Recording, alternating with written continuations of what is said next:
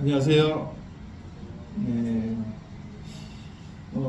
오늘 성경 말씀은 우리가 인간이 아무리 계획을 세우고 뜻을 세워도 그 뜻은 부질없다는 말씀을 하는 겁니다. 사람이 살아가면서 늘 계획을 세우고 또 꿈을 이루려고 노력을 합니다. 근데 그 꿈대로 이루어지지도 않을 뿐더러 또 생각과 달리 또 어떤 선택이 더 힘들고 어렵게 하는 경우가 있습니다.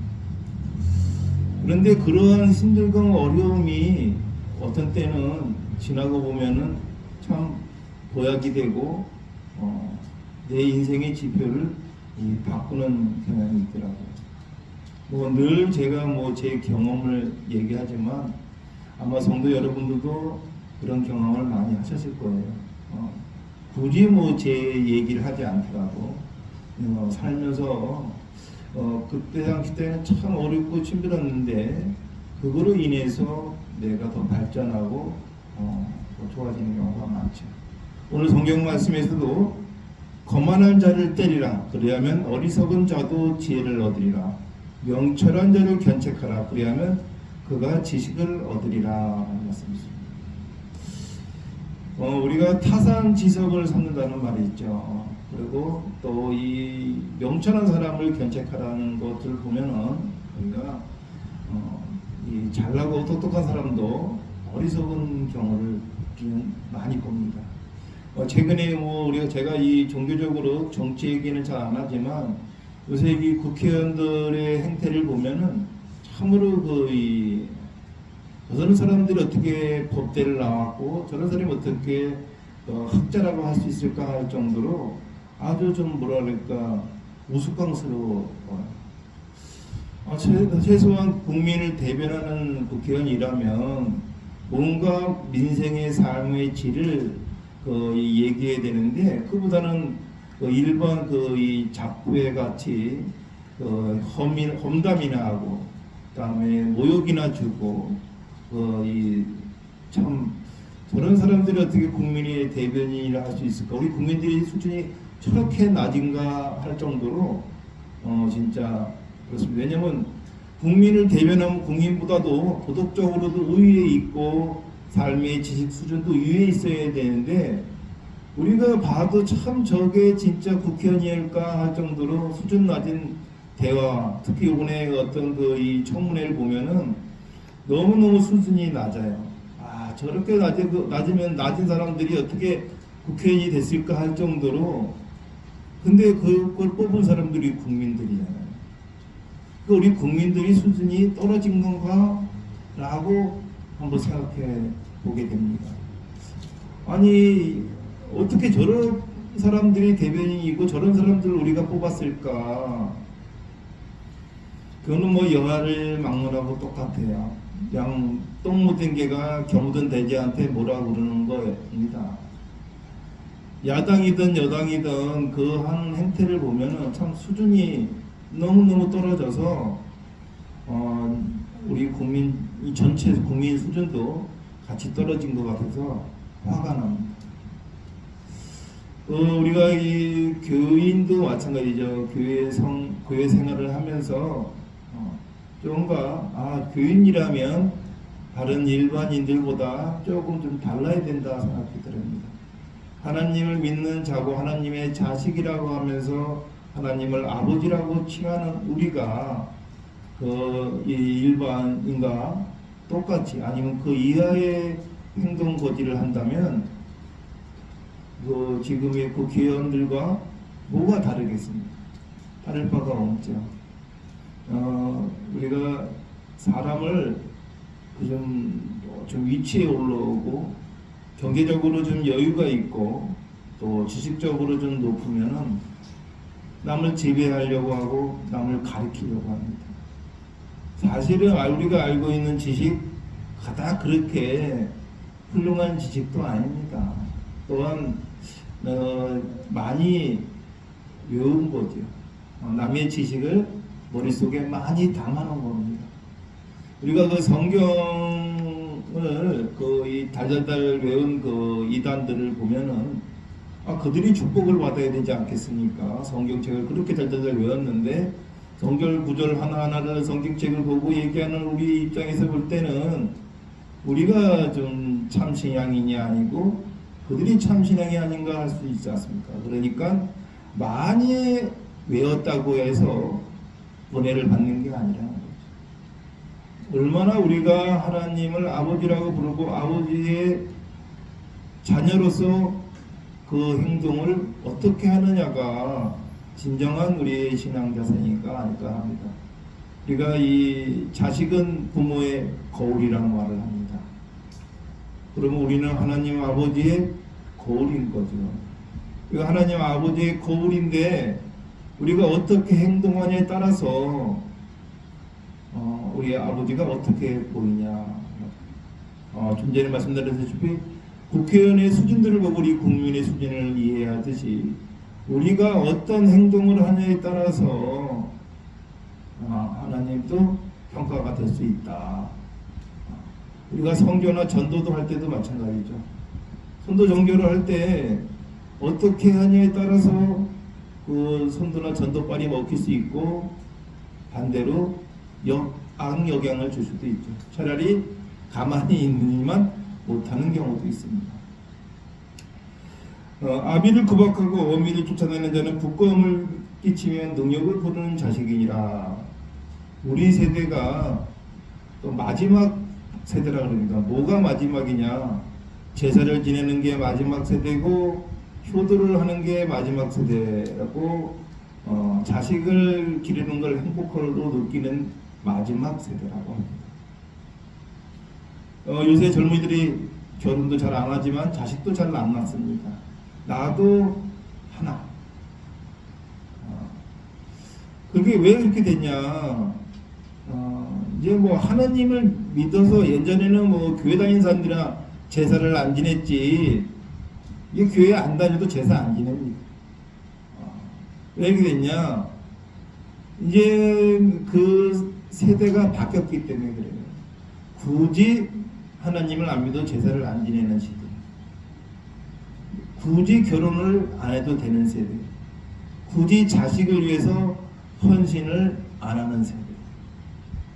우리 세대가 마지막으로 이 자식을 위해서 모든 걸 헌신하다 보니까 노후 준비가 안 돼 있어요. 우리 부모님들도 그랬고 우리도 그렇게 하는 게 부모인지 알았어요. 근데 이제 이 자식자 세대는 자식만 합니다. 우리가 이 하나님의 자녀가 하나님을 생각하고 행동한다고 방금 말씀드렸는데 이 자식들은 부모 생각 안 합니다. 자기 인생만 중요한 거예요. 그러다 보니까 결혼도 안 하게 되고 자식도 결혼해도 자식을 낳지 않는 취향이 되는 거죠. 저는 어떻게 보면 참 현명하다 생각도 들어요. 인생이 한 번밖에 없는 인생인데 나 자신을 위해서 최대한의 행복을 누리고 하나님 나라로 가는 것도 나쁘지 않을까? 라는 생각을 조금 갖습니다. 자식을 번성하고 자식을 이 후손을 갖다 잇는 것이 우리 인간 종족의 본능이고 의무임에도 불구하고 그 시들도 단절되고 있고 그러다 보니 학교들도 줄어들고 있고 교회의 청년들도 줄어들고 있고 유아부는 더더욱 줄어들고 있어요. 교회가 이 번성하는 게 주로 후진국에서 번성을 하는 겁니다. 선진국이 될수록 교회가 쪼그라든다고 해요. 지금 뭐 많은 우리나라를 보지 않아도 유럽을 봐도 그렇습니다. 그 선진국들이 그렇게 돼가고 있고 제가 아는 영국에 제가 거주할 때 영국의 절도 아니 그 교회도 일반으로 매몰돼서 카페로 바뀐 걸 봤는데 그 10년 후에 우리나라도 지금 그렇게 돼가고 있더라고요. 우리나라 교회도 교회가 매물로 나와서 리모델링해서 다른 걸로 쓰여지는 상황이 온 거예요. 성전이 늘어나는 게 아니라 성전도 줄고 있습니다. 그럴 수밖에 없는 게 수요와 공급의 원칙에 의해서 이렇게 되는 거죠. 그러니까 우리가 많은 계획을 세우고 많은 어떤 뜻을 펼쳐도 그게 쉽지가 않습니다. 거기에 이 개척교회는 더더욱 그렇죠. 있는 기존의 교회도 떨어져 나가고 성도들이 떨어져 나가는 마당에 새롭게 신자들을 모집을 해서 교회를 부흥시킨다는 것은 어떻게 보면 속된 말로 하늘의 별따기다. 쉽지 않다 이거죠. 그래서 제가 이 교회를 개척하니까 제가 과거에 사업을 하던 사람이다 보니까 이 교회를 비즈니스로 보는 사람들이 있어요. 그래서 성도가 저만 만나면 그래요. 성도 몇 명 늘었냐? 그게 제일 답변하기 좀 곤란한 질문이에요. 만나기만 하면 성도 몇 명 늘었냐? 헌금은 얼마나 거치냐? 참. 아니, 뭐라고 대답을 해야 될까요? 우리 성도 많이 거치고 있습니다. 헌금 진짜 재정이 교회가 팡팡 들어갈 정도로 헌금이 들어오고 있습니다. 라고 거짓말해야 될까요? 그럴 수는 없죠. 그런데 말입니다. 저는 여기 우리 교회의 이 의자에 우리가 실전적으로 살아계신 분들이 있는 성도이고 빈 자리에도 성령들이 앉아 있다고 저는 생각합니다. 한 분이 앉아 계셔도 49석이 성령이 앉아 계시고 5분이 앉아 계시면 45분의 성령이 앉아 계시다라고 생각합니다. 제가 그 전에 우리 집사님한테 그랬어요. 집사님 혼자만 나오셔도 예배를 드릴 수 있습니다. 그러니까 이 성도 수가 많고 적으면 저에게 큰 의미가 없는데 저희가 속물의 때가 있다 보니까 교회를 비즈니스로 보시는 분들이 저에게 항상 묻습니다.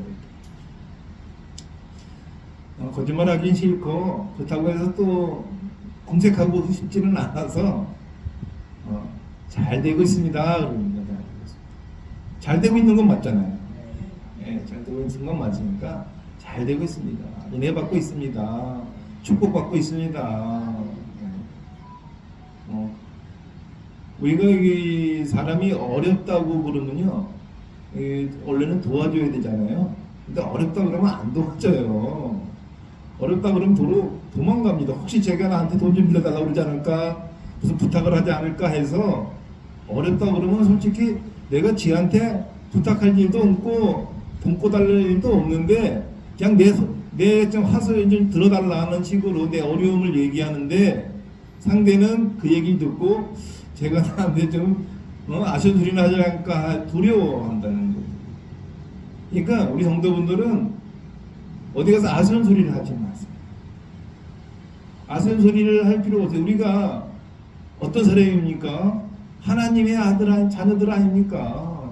그 물질적인 게 뭐 대단하다고 거기에 아쉬운 소리, 힘든 얘기를 합니까? 우리 힘듦을 누가 해결해 줍니까?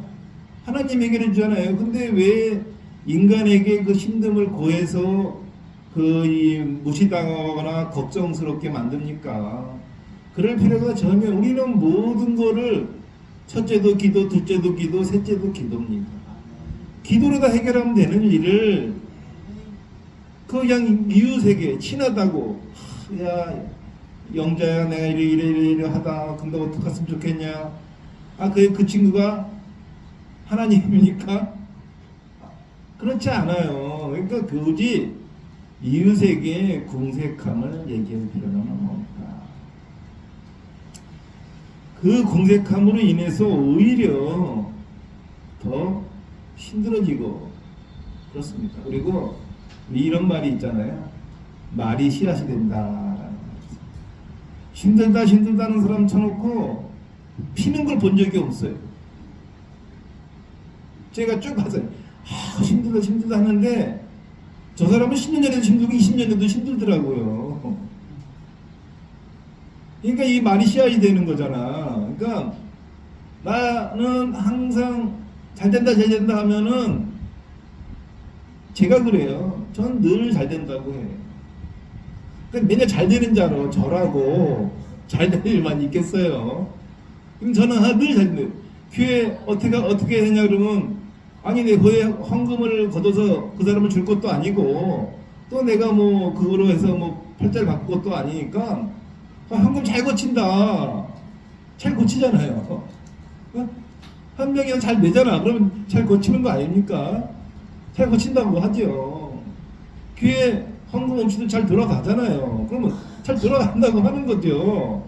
굳이 김 목사 나 요새 그 성도들이 줄어들어서 너무 힘들어. 그러면 그 김 목사가 해결해 주나요? 해결해 주지 않잖아요. 우리는 모든 것을 하나님께 의탁해야 됩니다. 오늘 성경 말씀에 사람들의 마음에는 많은 계획이 있어도 오직 여호와의 뜻만이 완전히 서리라. 아무리 우리가 계획을 세워도 그 계획대로 될 일은 만무하다. 아니 제가 사업을 하면서 이거는 100% 될 사업이라고 생각해서 많은 돈을 투자했는데도 불구하고 안 되고요. 저거는 안 될 것 같은데 그냥 그래도 그냥 본전 생각나서 그냥 좀 더 밀어줬더니 대박이 나더라는 경우도 겪었다는 거죠. 늘 그래요. 살아가는 삶이 그렇더라고요. 어떤 사람을 열렬히 사랑하고 흠모했음에도 불구하고 떠날 사람은 떠나는 거고, 좀 멸시하고 무시하고 했는데도 따라올 사람은 따라오더라. 제가 이 교회를 처음 설립을 하면서 또 그전에도 마찬가지로 정성을 많이 들인 성도들이 있었어요. 그때는 초짜 목사다 보니까 그냥 제가 잘하면 성도분들이 안 가실 줄 알았어요. 그래서 성도분들이 헌금은 뭐 할머니들은 1,000원, 2,000원 내시고 뭐 많이 내야 한 10,000원 내고 막 그러는 분이어도 저는 12,000원짜리 밥을 시켜드렸습니다. 왜냐면 제가 이제 직접 대접할 수가 없었기 때문에. 그리고 또 그분들이 어려운 일이 있다 그러면 만사 제쳐놓고 그분들을 위해서 움직였었습니다. 그런데 또 문제가 해결이 되고 나면 가시더라고요. 문제가 해결되고 나면 가요. 그리고 문제를 해결해주지 않으면 또 가요. 서운해서. 근데 제가 뭐 만능 슈퍼맨도 아니고 모든 것을 해결해 드릴 수도 없죠. 근데 최선을 다해서 해결해 드리는데 만족하지 못해서 또 가기도 하고. 그러니까 그런 거를 초창기에 겪다 보니까 지금 이제 그렇게 세월이 6년이라는 세월이 흘렀지 않습니까? 지금은 이제 뭐 그런 생각을 안 갖습니다. 근데 최근에 이 교회 성도분들 중에서 나오시다가 안 나오시는 분이 있으니까 어떤 권사님이 그러시더라고요. 그거 안 나오면 좀 전화도 걸고 좀 나오게 좀 독려도 하고 좀 그래야지 그 나오지. 왜 목사님은 안 나오면 그냥 안 나오는 대로 그냥 전화도 없고 쌩까냐. 그럼 제가 어떡하라고요? 물론 선교의 전도자의 의무로서 해야죠. 나오시라고 해야죠. 근데 제가 솔직히 하고 싶지가 않아요. 왜 안 하고 싶으냐면 그런 분은 자고도 안 나오시더라고요. 노력을 해도 제가 경험상 그냥 별로 그냥 좀 무관심하고 좀 이렇게 좀 뭐라 그럴까 좀 틱틱거린다 그럴까 별로 이렇게 신경 안 써도 나오실 분은 나오시고. 왜 그러냐? 하나님의 은혜를 받으러 왔지 참목사 위해서 온 게 아니잖아요. 하나님을 위해서, 하나님과의 영적 만남을 위해서 일주일간의 회개와 반성을 하기 위해서 기도를 해서 오는 거지. 제가 월급을 주는 것도 아니고 저 보고 올 일은 없는 거거든요. 단지 제가 장애자니까 좀 도와줘야 되겠다는 봉사 정신으로 오시는 수는 있어요. 하지만 그거 가지고 뭐 이 교회를 다니고 안 다니고 하지 않지 않습니까? 저는 우리 교회 성도분들에게 강력한 그 하나님의 은혜가 충만하기를 항상 기도드립니다. 우리 성도분들이 진짜로 잘 되시기를 열렬히 간구하겠습니다. 그래서 우리 성도분들을 보고 다른 사람들이 아, 나도 저 사람이 다니는 교회를 다녀야 되겠다 라고 제가 생각합니다. 그런데 그러기 위해서는 다단계를 하지 말아야 돼요. 다단계 돈 못 벌습니다. 늘 얘기하는데도 다단계가 답이라고 생각하시는 분들이 있어요. 차라리 그냥 놓으세요. 그래도 이 참목사 믿고 한번 살아보세요.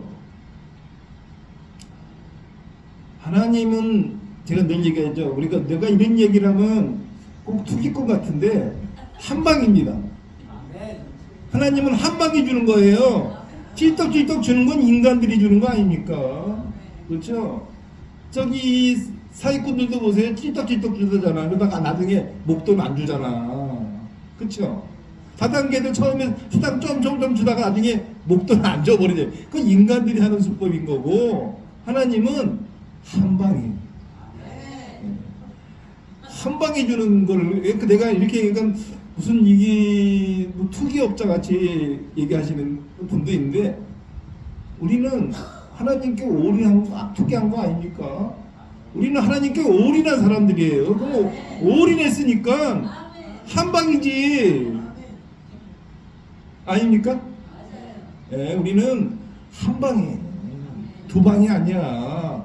그리고 잘 살 수가 있어요. 근데 우리 교회 찔떡찔떡 나오는 사람은 축복도 찔떡찔떡 가는 거야.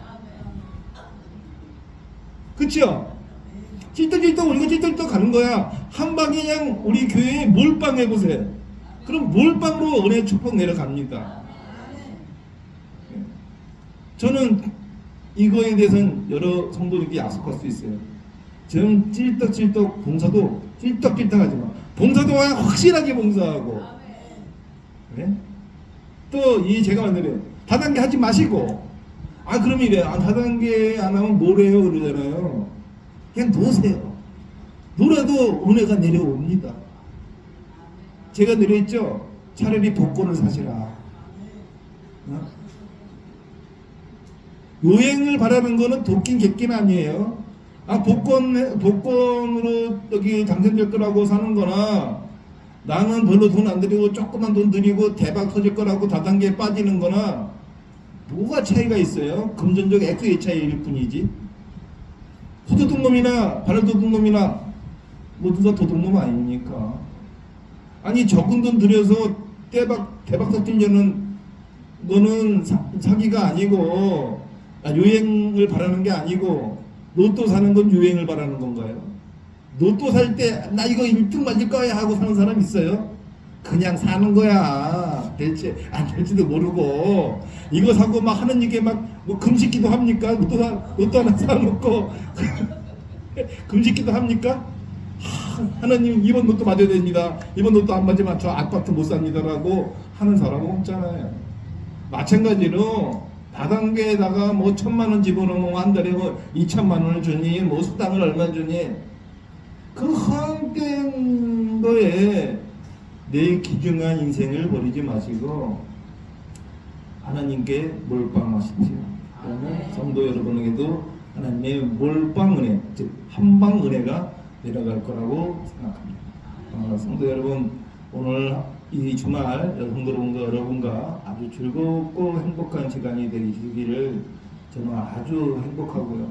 성도 여러분들이 늘 이 행복하시기를 축원합니다. 네, 오늘 말씀 여기서 마치겠습니다.